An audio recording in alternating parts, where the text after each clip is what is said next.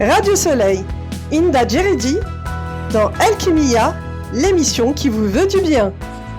Bonjour et bienvenue sur Radio Soleil, votre émission de santé, de bien-être et d'éveil de la conscience. Ici, chaque semaine, tous les jeudis et vendredis de 9h à 10h, nous explorons ensemble les chemins de la transformation. Mieux connaître notre corps, apaiser notre esprit, nourrir notre énergie et ouvrir de nouvelles portes en nous.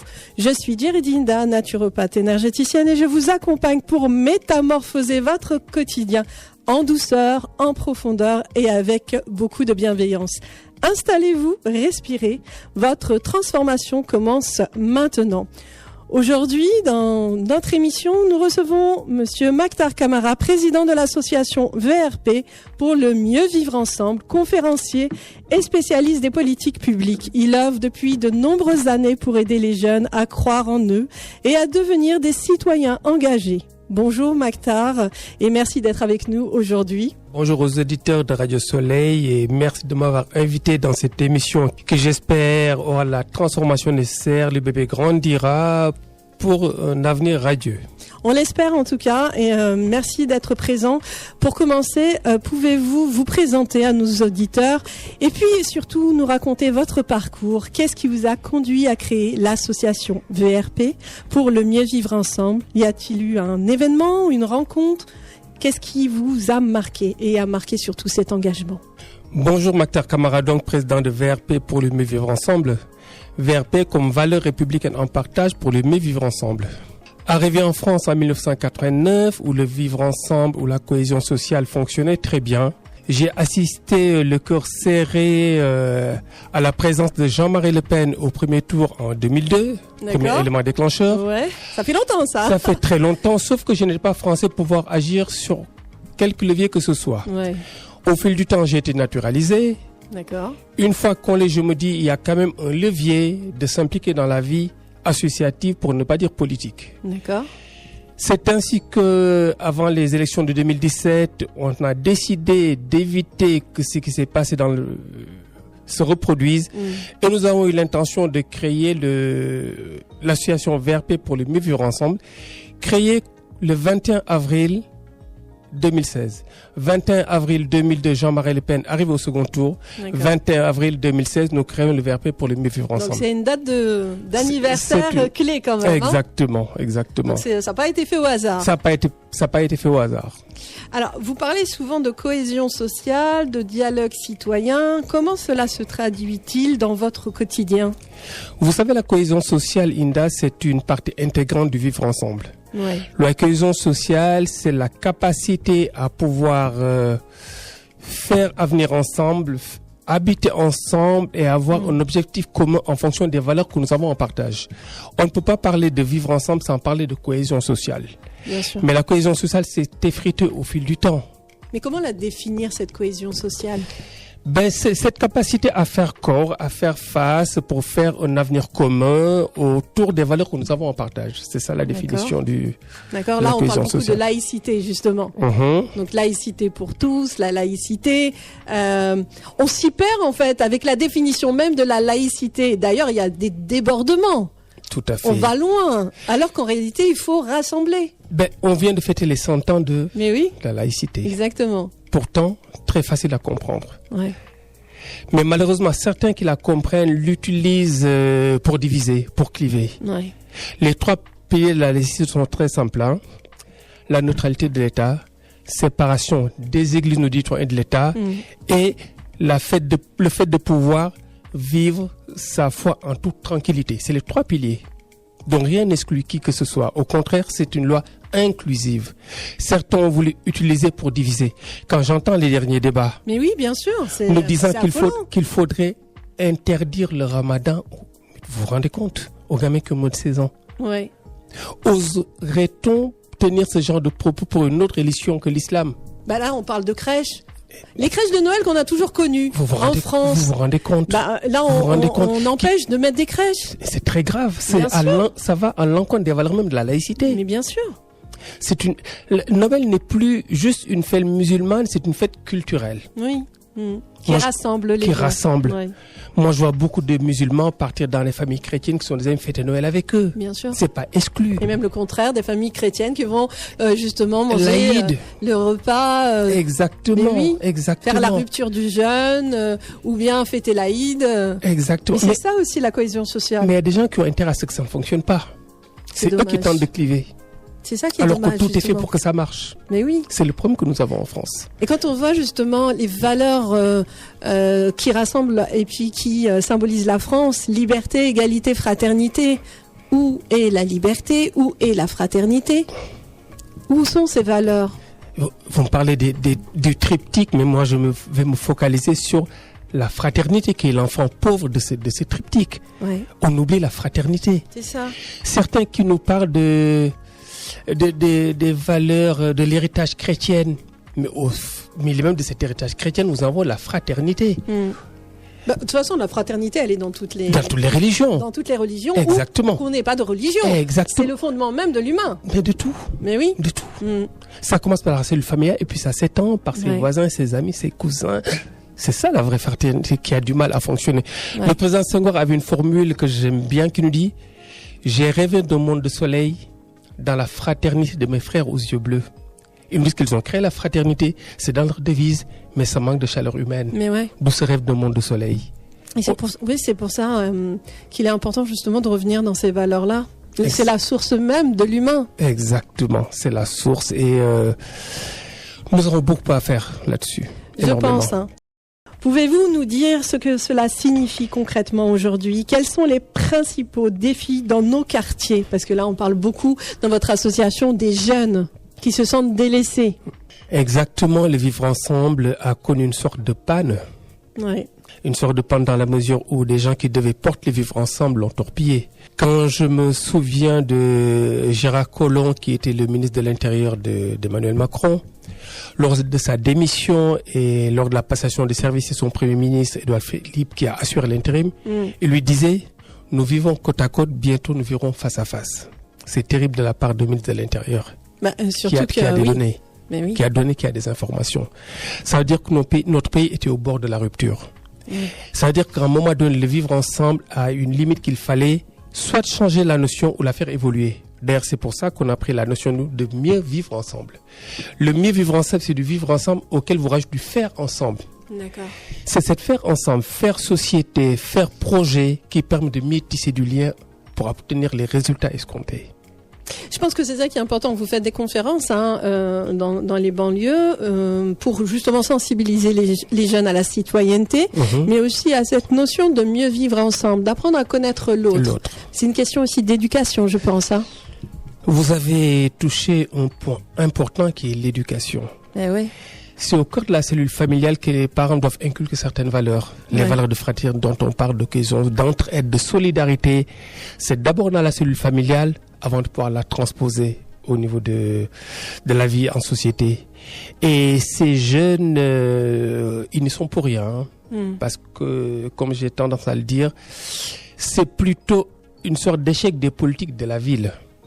Quand vous prenez certains quartiers, que vous ghettoisez les jeunes, vous les mettez entre communautés. Dans certains quartiers, vous verrez, on a mis les Maghrébins ensemble, pour ne pas dire Marocains, Tunisiens ou Algériens, les Maliens ensemble. Il y a un quartier que je connais bien qui est Sergi, où j'ai travaillé longtemps en tant que médiateur social. Vous avez des quartiers où vous retrouvez des Capverdiens, des Sénégalais, etc.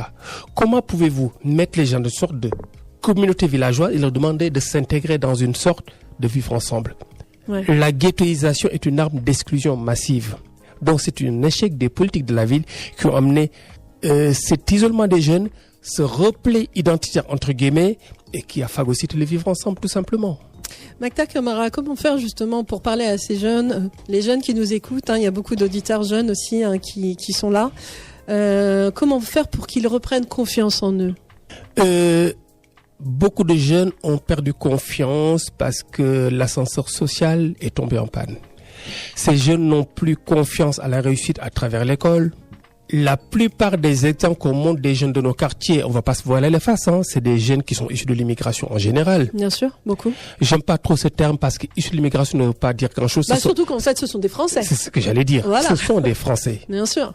D'ailleurs, la notion issue de l'immigration me dérange énormément. Moi, je suis issu de l'immigration, je suis venu du Sénégal. Après mon bac, je me suis installé. On peut me mettre dans cette catégorie. Ouais. Nos enfants nés en France, ce sont des Français à part entière. Exactement. On les a tellement découragés que ces jeunes ne se sentent même plus français. D'ailleurs, je les engueule souvent. Mais bien sûr. Je leur dis, mais lorsque vous appartenez à une communauté, vous n'attendez pas qu'on vous reconnaisse en tant que tel. Prenez votre part de cette France qui vous appartient. Mais ils sont perdus, Mactar, parce que quand ils sont en France, ici, on leur dit qu'ils sont pas français. Quand ils vont dans leur pays d'origine, on leur dit que vous êtes des Français. Donc là, il y a une perte d'identité. Et quand il y a une perte d'identité, il y a une dualité chez le jeune. Tout à fait. Et en plus, il y a beaucoup d'émotions qui ressortent. Il y a à la fois la colère, l'injustice. On le voit. Combien de jeunes qui vont envoyer leur CV avec un nom, par exemple, je sais pas, qui s'appelle Mohamed ou je sais pas. D'ailleurs, il y a une histoire comme ça, hein. La discrimination. Où des employeurs veulent qu'ils changent franciser le prénom, alors que c'est une richesse. Mais Inda, mais vous savez qu'elle est institutionnelle. Ouais. Quand je me suis naturalisé, on m'a demandé si je voulais franciser mon prénom. Ah d'accord, on vous a posé la question. En me disant, Mactar, c'est proche de Mathieu et de Marc, vous choisirez quoi? Je leur ai dit, je pourrais bien le faire. Mais c'est mon père qui va se retenir dans sa tombe. Exactement. On peut réussir avec son patronyme. Ouais. Lorsqu'on allait chercher les tirailleurs sénégalais pour les envoyer défendre la France, on ne demandait pas de changer de patronyme. Ouais. C'est des Mamadou, des Abdel, des Hamid qui allaient défendre la France. Exactement. Avec ce même patronyme. Ils ont donné leur vie. On ne leur a pas demandé de changer de patronyme. Française. Pourquoi maintenant que tout va bien, on demande à ces gens qu'on essaie de discriminer à travers le patronyme? C'est une faute énorme. Bien sûr. Et puis on le voit, hein, vous avez parlé tout à l'heure de l'école. On le voit qu'il y a beaucoup de choses à l'école. On voit que les jeunes se rebellent, les jeunes ne sont plus accrochés à cette école. Et là aussi, il y a beaucoup de choses à dire dessus. Il y a du travail à faire au niveau de la famille, au niveau des associations, au niveau des communes, pour ne pas dire de l'État par la suite. Ouais. Inda, comme tu le sais, le taux de décrochage scolaire est présenté à 21%. Et si on va même au niveau du lycée professionnel à 33%. Ouais. C'est des gens qui n'ont plus foi à l'école, qui ne pensent plus réussir à travers l'école, qui rejettent tout. Et c'est un travail de lutter contre ce décrochage scolaire à travers les associations. Moi, j'ai travaillé avec mon association et à travers les municipalités dans lesquelles je travaille. Les médiateurs, lors de leur déambulation, essaient de repérer les jeunes qui sont à la rue aux heures d'école. On souhaite que ce soit le monde et l'humanité tout entière qui soient ensemble. Tous les continents ne font qu'un. Et ça, c'est important, justement. Et votre travail est important. Donc là, on parle de jeunes. Les jeunes, aider la jeunesse à se projeter. Comment peut-on accompagner concrètement ces jeunes pour qu'ils découvrent leurs talents et prennent confiance en eux? Ça, c'est important qu'il y ait aussi un rôle de mentorat, d'accompagnement personnalisé ou les activités de terrain, surtout. Aussi. Ben, vous savez que la banlieue est pétrie de talents. Ouais. Tout le monde ne réussit pas à travers l'école. Ça peut se faire par la musique, par le sport, par l'art. Il y a 1001 manières de réussir sa vie. Dire quelqu'un qui a des difficultés à l'école que c'est une personne qui est nulle, c'est la personne qui dit que cette personne qui est nulle elle-même. Ouais. Parce qu'elle n'a pas su déceler le talent de l'autre pour lui permettre d'émerger, de réussir sa vie. C'est vrai que l'école est importante. Ça, on ne peut pas dire le contraire. Bien sûr, on apprend énormément de choses. Faut même aller à un certain niveau, que ce soit à travers les CAP, les bacs pro. En tout cas, c'est important. Mais si on voit quelqu'un, comme je disais avant notre pause musicale, qui est en situation de décrochage scolaire, comment faire pour l'aider à revenir au niveau de la sphère éducationnelle? Et je disais tout à l'heure, lorsque les médiateurs déambulaient dans certaines villes et qu'ils se rendent compte qu'un gamin est à la rue 2 jours, 3 jours d'affilée à des heures d'école, ils essaient de rapprocher de cette personne, de savoir pourquoi cette personne est là. Est-ce une exclusion temporaire, une exclusion définitive? Si c'est temporaire, les parents sont-ils informés? Parce que les gamins sont très intelligents. Parfois, les parents ne sont pas au courant. Ça, c'est sûr. Il y en a même qui signent à la place des parents. Et c'est le cas. Essayez de prendre langue avec les parents informés de la situation. Essayez de voir comment les prendre dans cette période d'exclusion temporaire pour qu'ils ne soient pas happés par la rue. Je vais mettre le pied dans le plat. Hein. C'est souvent là que les vendeurs de drogue vont recruter les guetteurs. Oui, bien sûr. Voilà. Si c'est une exclusion définitive, il y a des structures qui existent, telles que l'école de la deuxième chance et autres. Comment les permettre de remettre le pied à l'étrier? Et souvent, ces gamins se sentent isolés, abandonnés. Le fait de venir vers eux peut leur permettre de reprendre confiance en eux, de se dire je ne suis pas seul, je suis accompagné. S'il y a des difficultés, les mettre en rapport avec des associations qui les accompagnent dans ces matières où ils ont des difficultés. On n'est pas tous à l'aise dans les mêmes domaines. Bien sûr. On peut être très fort en maths, très nul en français. Si on parvient à nous faire croire qu'on est nul parce que nul en français, ça peut avoir des répercussions sur les autres disciplines. Bien sûr. C'est ce travail de redonner confiance aux gamins à la maison d'abord. Il ne faut pas que les parents disent aux gamins vous êtes nuls, vous ne valez rien. Non, ça ne se dit pas. Ouais, je pense que c'est aussi dans l'éducation, beaucoup ça. Aussi. Et même au niveau de certains professeurs. Il y a aussi au niveau de certains justement proviseurs aussi qui rabaissent énormément.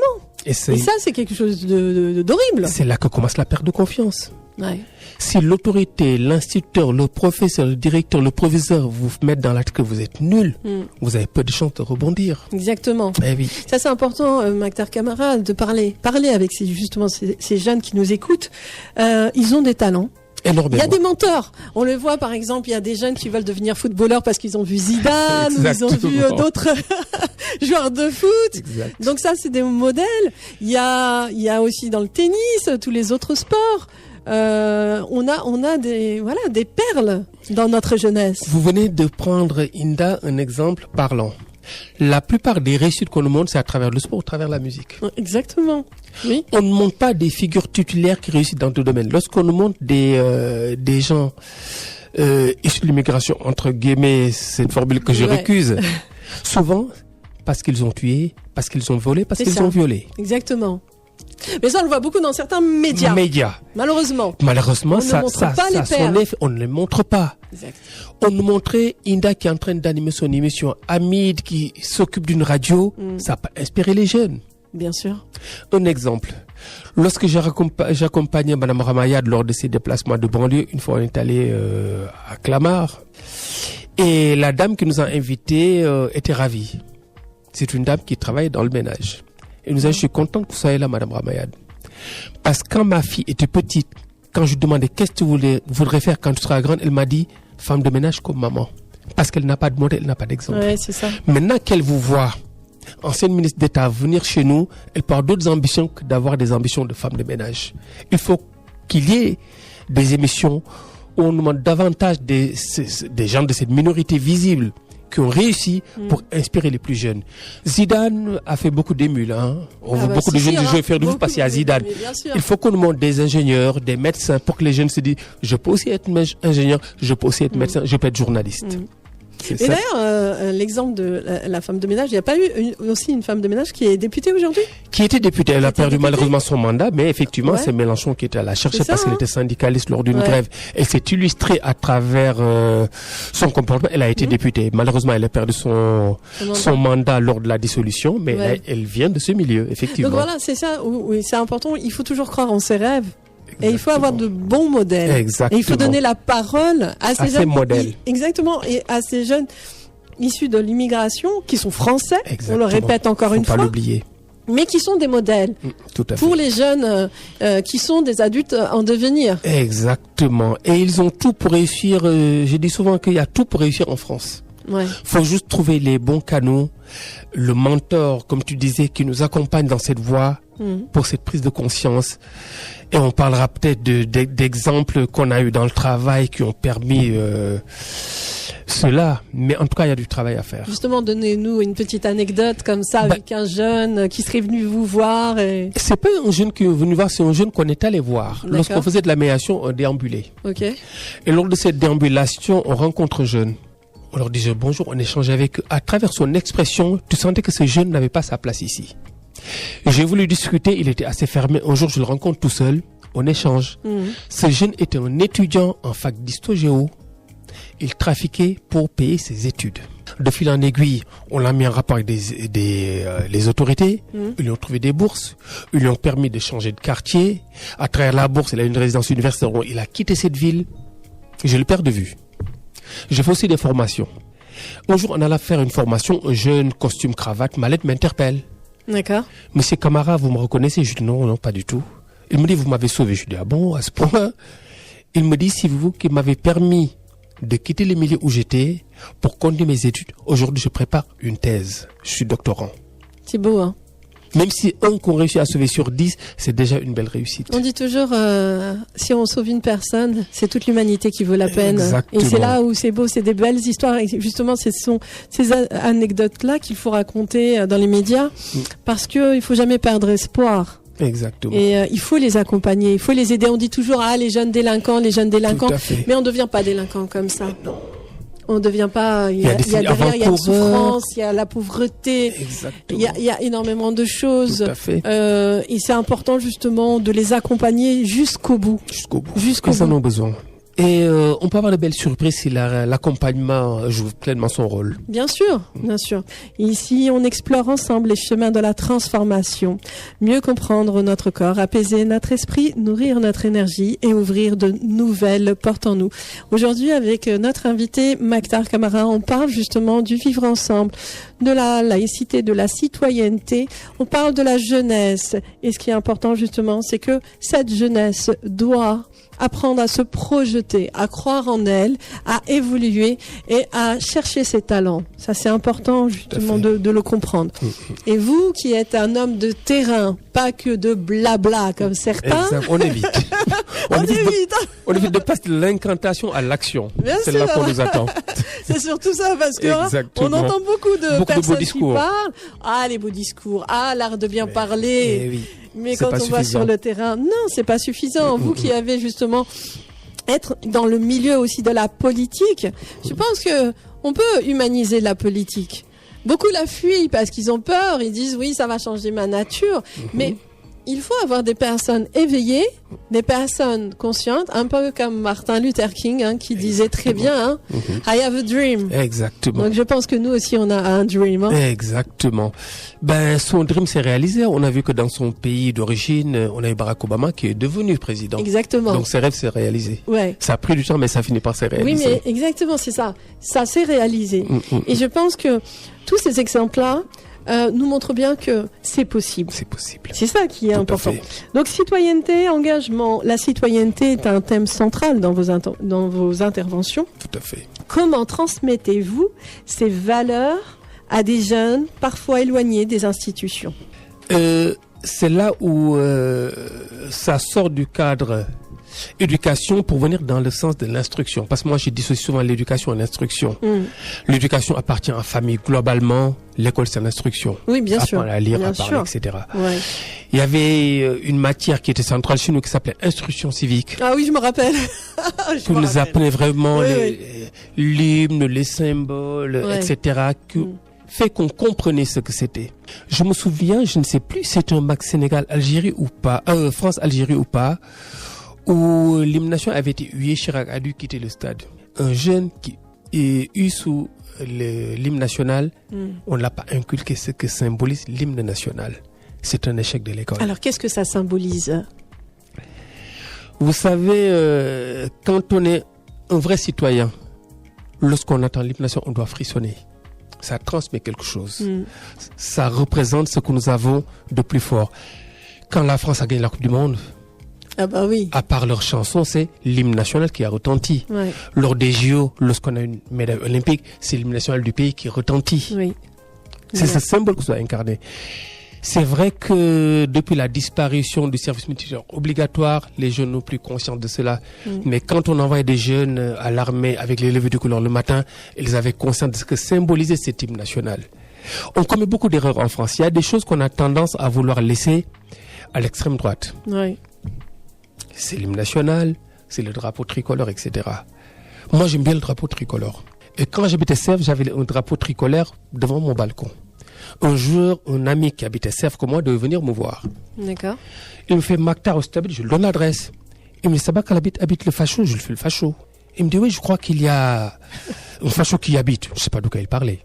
Il arrive, il m'appelle en bas, je suis en bas. Je vais, tout le monde sur le deuxième étage. Il me dit, au deuxième. Je vois le deuxième, c'est pas là, il y a le drapeau. Je fais, oui. Il me dit, donc tu es voisin du facho. Je lui dis, mais tu parles de quoi? Il me dit, le drapeau. Je lui dis, mais le drapeau, c'est chez moi. Il me dit, comment ça se fait? Ça, c'est pour le Front. À l'époque, c'était le Front National. Ça, c'est pour le Front National. Je vois l'erreur qu'on commet. Ouais, c'est ça, exactement. Il y a des symboles qu'on veut leur laisser. L'hymne, le drapeau, le premier, ils se sont appropriés. La Marianne aussi. Et nous, lâchement, on leur laisse cela. Mais ça ne leur appartient pas. Non. Mais c'est important, justement, de le dire. Sur ma carte de visite, j'ai le drapeau tricolore. Un jour, un jeune en banlieue, je lui donne ma carte, il me dit pourquoi vous y mettez le drapeau? Je dis pas, ça nous rassemble.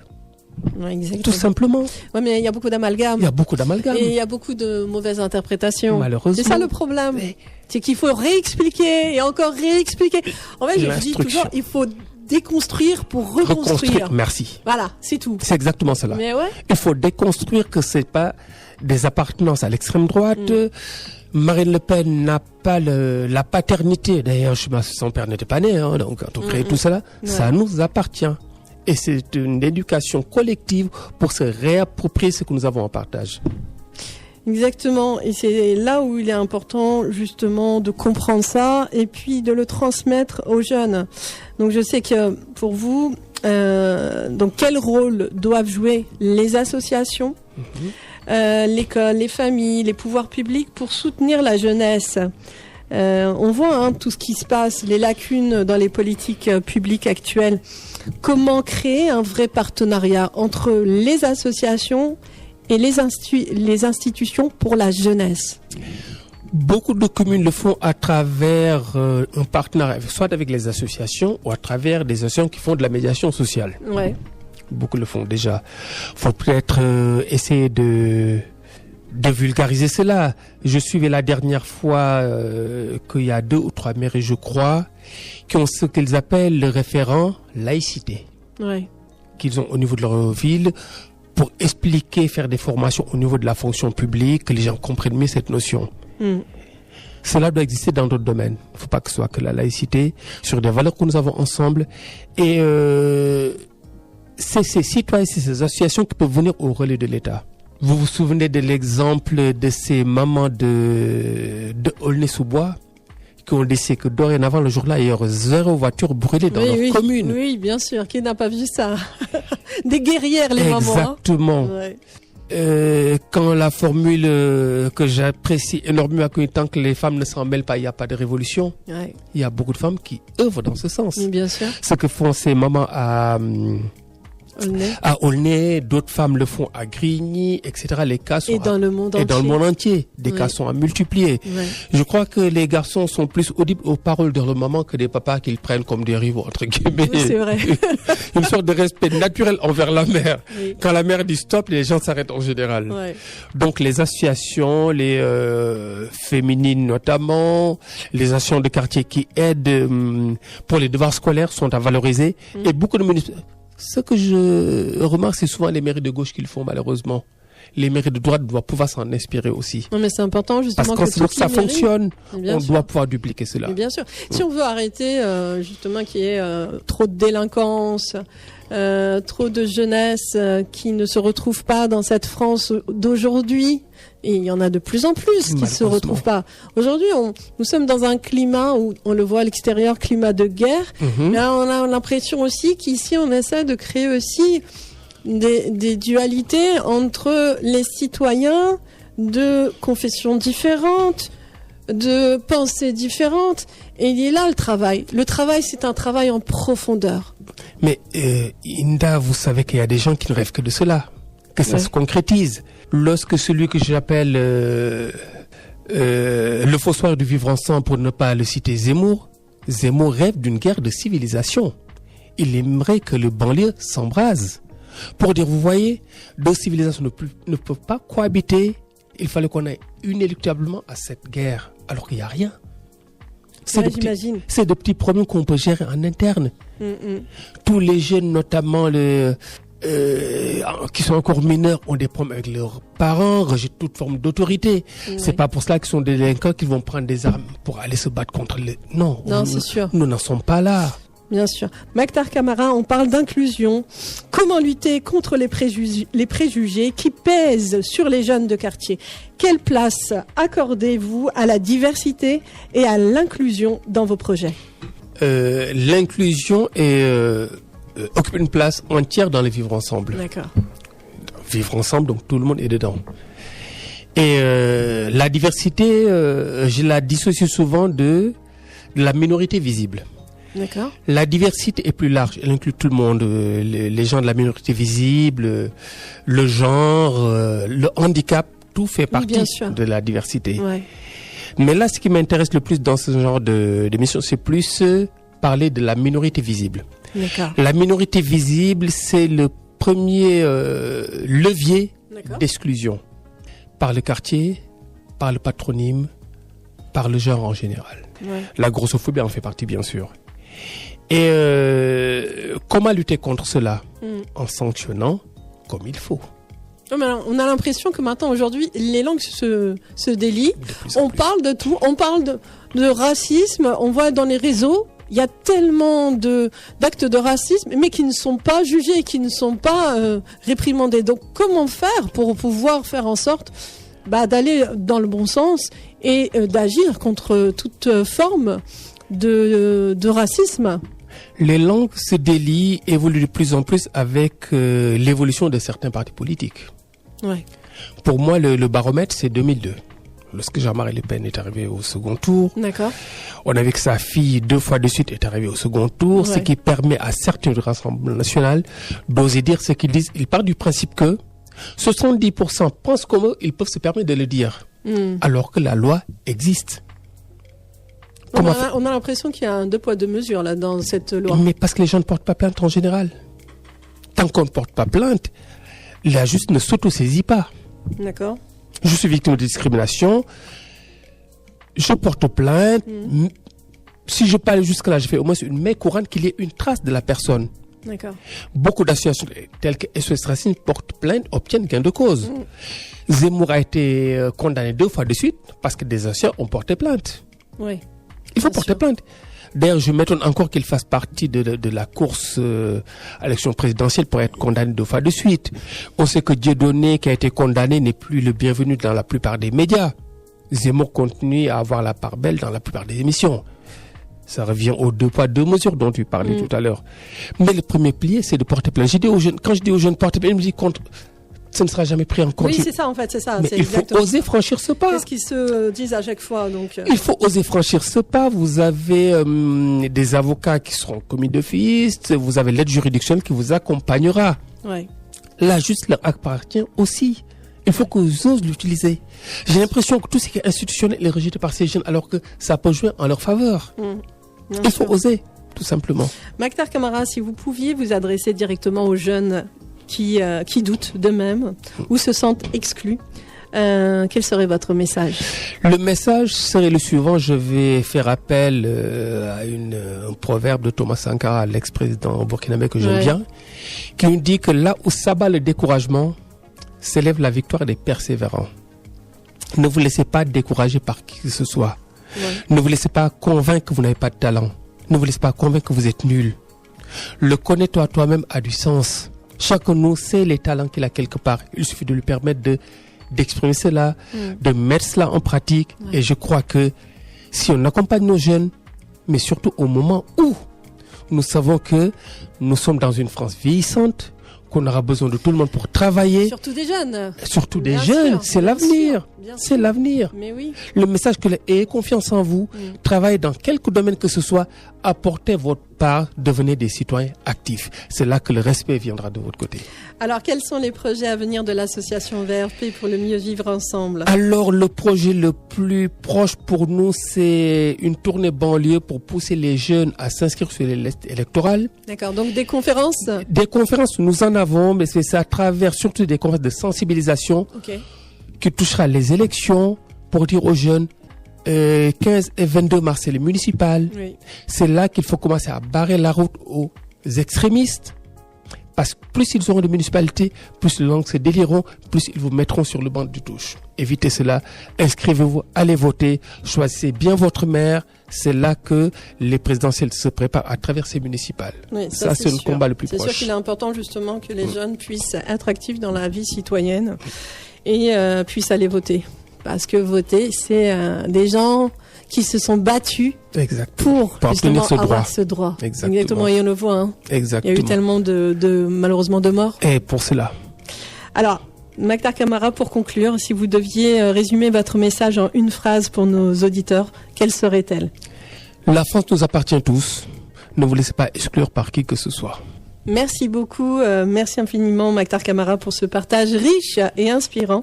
Merci encore à vous auditeurs d'avoir partagé ce moment. Prenez soin de votre corps, écoutez votre cœur, élevez votre esprit et continuez de vous transformer un pas après l'autre. Je suis Jerry Inda et je vous dis à très bientôt pour une nouvelle métamorphose. Radio Soleil, Inda Jeredi dans Alchimia, l'émission qui vous veut du bien.